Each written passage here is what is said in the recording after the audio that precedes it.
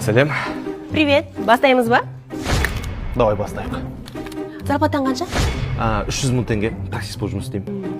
В принципе болады. Бұрын күйеуге шықпағансың ба? Жоқ, бұрын тұрмысқа шықпағам. Жақсы. Так, артрит, артроз, варикоз, грыжа деген сияқты аурулар жоқ па? Олар жоқ енді, бірақ басқа бар. Қандай?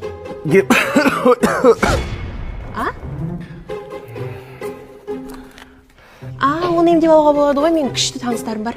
Келесі сұрақ, кредиттарың бар ма? Менде бір особо кредит жоқ, 1-2 микрозайм ғана бар, ал сенде ше?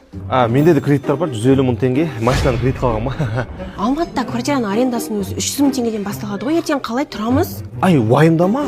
Менің ата-анаммен тұрамыз ғой, бізде кәдімгідей үй бар қаланың жетінде. Уайымдама ол жағынан, біз квартира снимать етпейміз.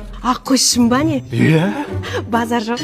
Мен тамақ істей алмаймын. Тамақ істей алмай? Бұл дым минус емес қой. Емберда мысалы фирменный сет 3850 теңге тұрады. Еще Яндекс, Глова, Вольтпен үйіңе дейін доставкамен алдырсаң болады. Проблема ма тамақ істей алмайтын? Дым проблема емес. Все, маған барлығы ұнап тұр. Саған ше? Маған да барлығы ұнап тұр. Оны қазына Ембердің фирменный сетін жеп алайық та, бірден ЗАГСке барайық. Че там? Давай.